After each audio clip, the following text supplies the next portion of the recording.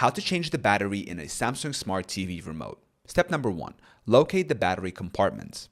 Flip the remote over to see the back. You'll find a small compartment cover, usually located towards the bottom of the remote.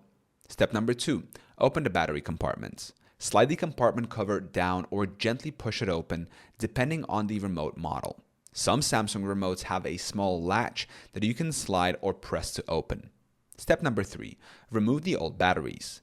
Take out the old batteries by lifting them gently. Make sure to dispose of them according to local recycling guidelines.